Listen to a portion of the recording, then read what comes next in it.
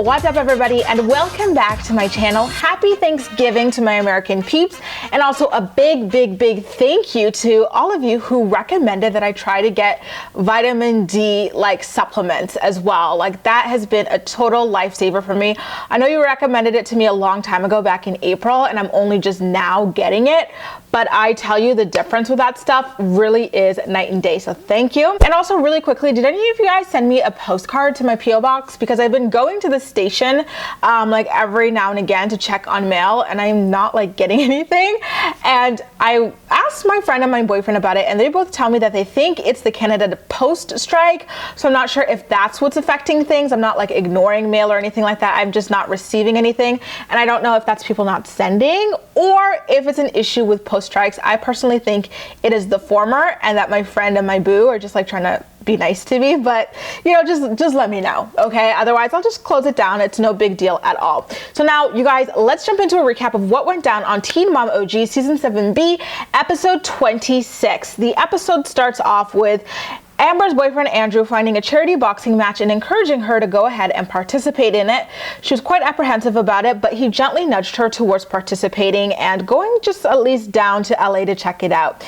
Now, Bristol is back in Texas, where she's planning to take her son Trip on a trip, how funny is that sentence, to Alaska to see his dad. She's upset with Levi for not signing a contract that allows Trip to get 100% of the money from his Dancing with the Stars Junior show, and she's basically painting it as if Levi is withholding his signature in a move of greed, either to have control over Trip's appearance on the show to spite Bristol, or because he does not want to allow Trip to have 100% of his own money that he would earn from doing the show. That is what she is trying to paint Levi as. And she says that he's had the contract for 2 months, and his refusal to sign is what's messing up their co-parenting relationship. And she adds that he never even asks about how Trip is doing in school or offers to pay for his flight. And then our abstinence-only advocate wonders what she's doing wrong to have such a bad relationship with both of her baby daddies. Now, let's talk about Kate and Ty over in Michigan, you guys. They implement a really lovely reward system for Nova in getting her chores done around the home. And then Kate mentions that she got invited to do a show about adoption out of state that will last a couple of days. Tyler says that the idea of Kate leaving gives him anxiety for how Nova's gonna take it, and Kate is so nonchalant when she asks, "Oh, why? Why the hell do you think, Mom? Your child very clearly suffers from separation anxiety because she never knows when you're gonna leave and how long you're going to leave for, because so far the communication with her has been piss poor. It really is quite a lot on the poor girl. She doesn't really have that sense of stability and attachment to her mom just yet. So, I think that someone a lot more intuitive or in touch would not only have the common sense to know why Tyler would be anxious about its effect on Nova, but would also be anxious themselves. This is why I question what goes on in Kate's mind. The fact that this is even a question for her is really setting off the alarm bells for me. To answer her question, Tyler explains how rough Kate leaving is on Nova, and Kate takes the time to explain to Nova why she's leaving and for how long she's going to be gone, which is great. But I do wonder why she wouldn't have just hired a nanny to come along with her to make it a nice mommy and me trip for her and Nova,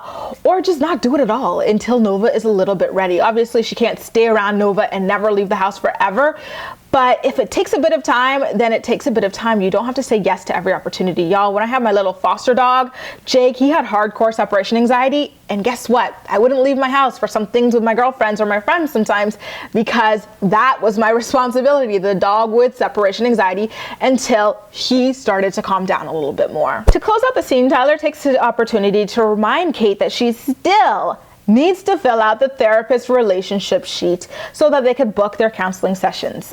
So now over in LA, Cheyenne's boyfriend Zach is upset that she's going to Michigan with Corey to take Ryder to visit his family. Guys, I don't for the life of me understand why the hell Cheyenne went over to Party City to pick out that blonde wig. Black looked perfectly amazing on her, she looked a mess with this stuff. Anyway, Zach, I feel just doesn't seem ready to be dating a single mom, especially a single mom mom with a really strong co-parenting relationship. You know, it just seems like the relationship has run its course here. Like, I do understand his stresses and his frustrations, but it just doesn't seem like he fundamentally is ready to be dating a woman like Cheyenne. But, you know, her cousin at the same time, like when she later talked about the situation with like her cousin or whoever that guy was in the home, he told her, he's like, you know what, like, I would be understanding if you just went ahead and did that for Ryder, like had that happy family image for her. But like, if you stayed somewhere else, like in a different hotel than Corey, like I wouldn't have a problem with that. Cheyenne's reaction to that said everything that you needed to know. She's like, oh, like, you're right. Like, that never crossed her mind. So I do see why Zach is at least somewhat suspicious of her. I mean, her child is a product of an affair at the end of the day, right? Down in Tennessee, Jen and Larry head over to Macy's to pick up Bentley and ask if Bentley can join them on their trip to Atlanta the following weekend. Maci and Taylor downright complained that it's annoying how often his grandparents ask to get him. It didn't come across well on television because, you know, it is so great and so many people wish that their kids would have that kind of relationship with their grandparents that Jen and Larry have with Bentley. So it didn't come across well, but at the same time, I can understand how like people asking every single weekend can drive you nuts. Like, the weekend is your time to unwind with your child, like full time, because you don't have to work and your child doesn't have to go to school either. So you've got the full day. So like, the fact that Jen and Larry want to ask for every single weekend is a little bit overkill. Now we're going back to LA, except this time it's with Amber and Andrew, who are there so that she can get a taste of the boxing life. Amber meets with a trainer for the charity show and does some boxing sparring, I should say, and makes a joke about how she promised herself that she'd stop hitting people in the face. You guys, I really hope that this was an Amber's tough girl reference to trying to hit Farrah in the face and literally missing a non-moving target, because that was downright embarrassing and nothing to brag about. Now, you guys, things get so freaking funny down in Texas when Bristol is packing clothes for their Alaskan trip, and she calls her first baby daddy Levi, and she's like, hey Levi, like, I want to know what's going down with that contract, like what's taking you so long? You've had it for like a really long time, you've had it for months. And Levi's like, no the heck I have not. He's like, I've only had that last portion where you sign. I didn't know what the heck I was supposed to sign, so of course I was not going to just blindly sign like something that said sign here without explaining itself. Bristol, you only gave me the full contract like 4 days ago, so you know what I'm going to do?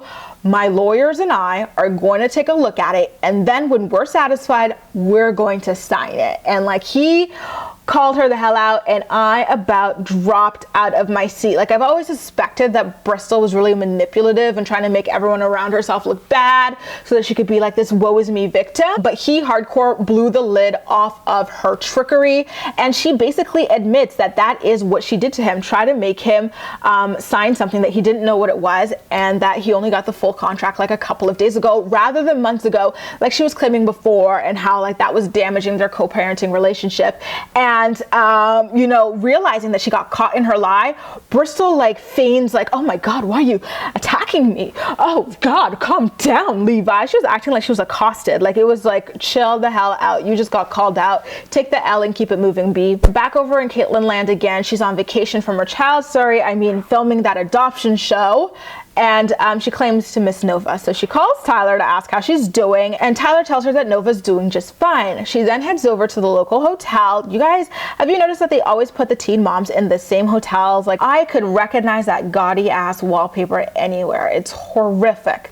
So it turns out that Kate actually did end up filling that marriage questionnaire that she was dragging her feet on, and that it wasn't as bad as she thought it would be. She basically says that the main problem in their relationship for her is that Tyler speaks too frankly. But rest assured though, because it's nothing too detrimental to the relationship, that's pretty much the only like major issue going on there. Like, the freaking like narcissism, the delusion, the whatever you want to call it, is just out and about, waving around for you to see it on this woman. She does not recognize anybody else's pain and trauma, anxieties, nothing. Like, the only thing the world can stop for is Catelynn. She's surprised and doesn't doesn't see why her daughter would have a negative reaction to her constantly leaving her. She doesn't even notice it when she's home. She doesn't notice that her husband is freaking miserable. But now she's found the cure, and the cure to her husband's misery with their relationship is for him to baby her a little bit more. Like, Catelynn, you really are something else. How about I tell you guys, I about gagged in the kitchen scene at Taylor's parents' house with all the stupid TTM shirts milling about. Even his damn dad wore one, you guys. Like, thank God his mom at least had some sense to wear something else. So he talks to his mom really privately afterwards about like his relationship with Maci and what it was like stepping into like the stepdad role as well as the father role with his own biological children. And I have to say, I squinted really hard when he mentioned the fact that Maci never made him feel like he needed to earn his role as a father figure to Bentley, as a disciplinarian to Bentley. He's like, yeah, like, you know, basically as soon as I got in there, I was able to discipline him whenever like I felt like he's out of line. I was like, huh.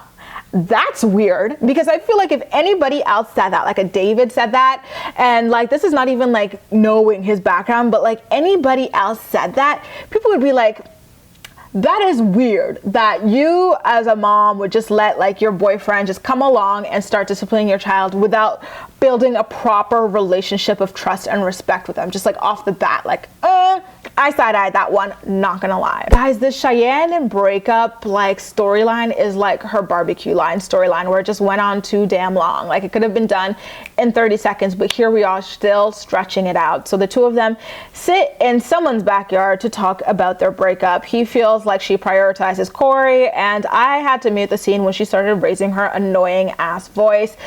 This is all I have to say about their relationship. His feelings are valid, and so are hers. The main issue here is that they're just not compatible. Moving on, Bristol arrives in Alaska with her son, and guys, that place is scenic right down to her family home. They have so much land.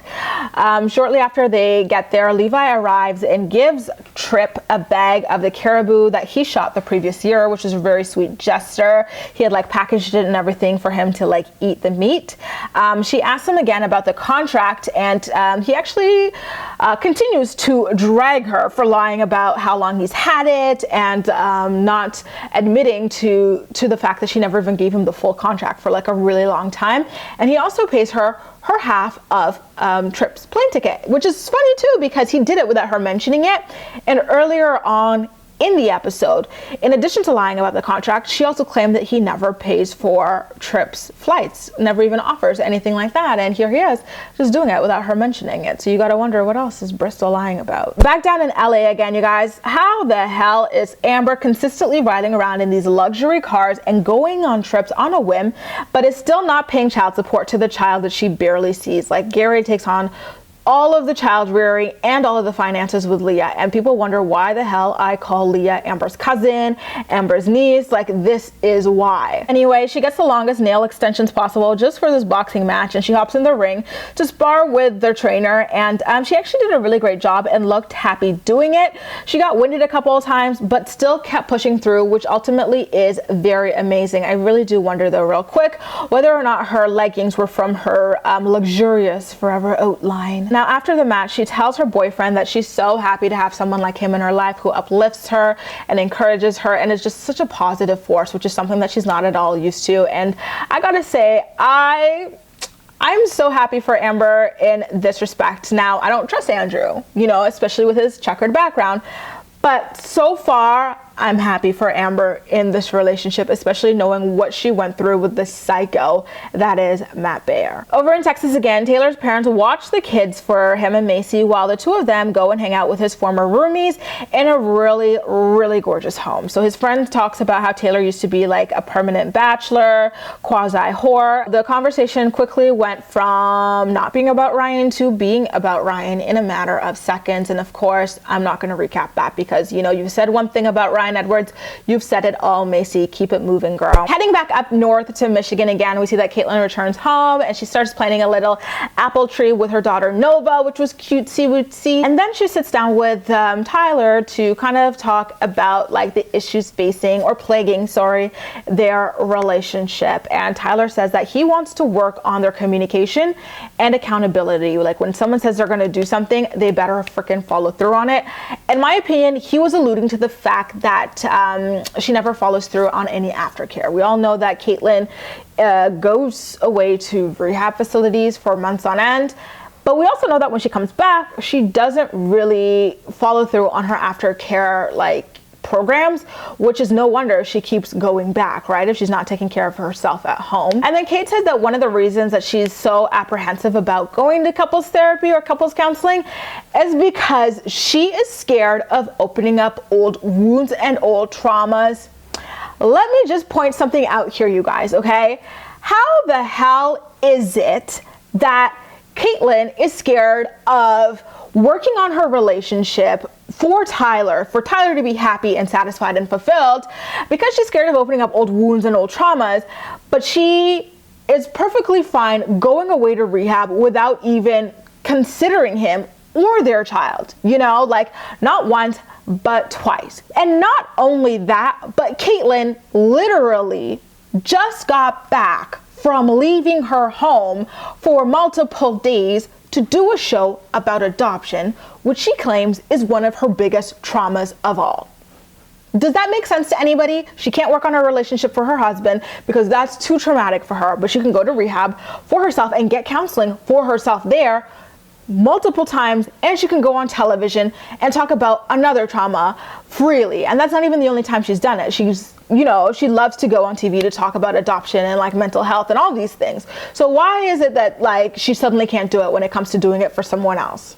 Inquiring minds want to freaking know because it sounds hella convenient. Tyler flat out asks her if she's happy in their relationship, and she says that she is. Then she asks him if he's happy, and he says no. And she literally tells him that he's at least happy with some things and that life isn't peaches and cream. Wow, coming from the person who literally cannot cope with life. Life is not peaches and cream. You're at least happy with some things, suck it up. Completely invalidating her husband's feelings. You could just see how flush and stressed and anxious Tyler was in that moment, that he was yet again being shut down by who's supposed to be his biggest supporter in life. Can you freaking imagine Kate's reaction if anyone ever said that to her? She would be manipulating them with tears on tears on tears. There would be a flood in that freaking house if anyone ever stood up to Kate on that level. So she then randomly brings up their experience of putting Carly up for adoption and how they said that if they could make it through that, they could make it through anything, as if it were some sort of license to check out on your relationship and become a burden more so than a partner,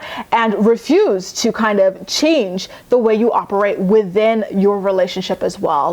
So freaking manipulative. I cannot even take this woman. She makes my skin crawl. I say I'm disliking her more than Amber at this point. At least Amber leaves Leah the hell alone, but Kate just ugh. And then on top of that, she catches herself as she calls their current relationship issues small or trivial, and claims that, oh, that's not what I meant, blah, blah, blah. Poor Tyler. Tyler, in my opinion, you're being emotionally abused by what I would consider to be a narcissist. You absolutely should not have gotten her knocked up the second time, considering, the state of your relationship. It is just so sad, toxic, and unhealthy. And then at the end of the conversation, of course, Kate comes up with the ultimate solution for their relationship. Of course, her solution is not, let's go visit one of the hundreds or thousands of local therapists, doctors, counselors, whatever we can use here.